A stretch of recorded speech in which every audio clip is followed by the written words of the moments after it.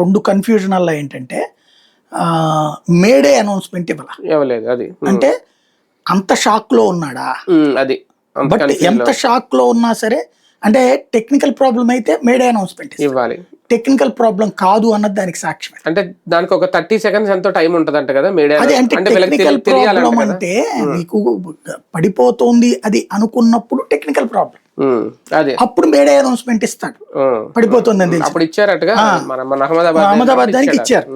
దీంట్లో ఎందుకు ఇవ్వలేదంటే అది పడిపోతుంది అనుకోలే అతను, అది దించుతున్నాం కరెక్ట్ గానే అనుకున్నాడు.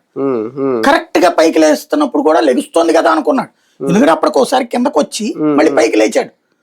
లేచినప్పుడు ఏం ప్రాబ్లం రాలే, మళ్ళీ దించుతున్నప్పుడు కదా ప్రాబ్లం వచ్చింది, కాబట్టి మళ్ళీ లేపేస్తున్నాం అనుకున్నాడు అతను. అవును, కానీ రాయి తగులుద్ది అనుకోలేదు కదా. రాయి తగిలాక కనుక పైకి వెళ్ళి అక్కడ కాస్త టెక్నికల్ గా కొట్టుకుంటుంటే మేడే అనౌన్స్మెంట్ ఇచ్చేవాడు. అవసరమైతే ఆయనకి అదేది ఇది కట్టేసేసి వదిలేసేవాడు కిందకి, పారాచూట్ కట్టేసి.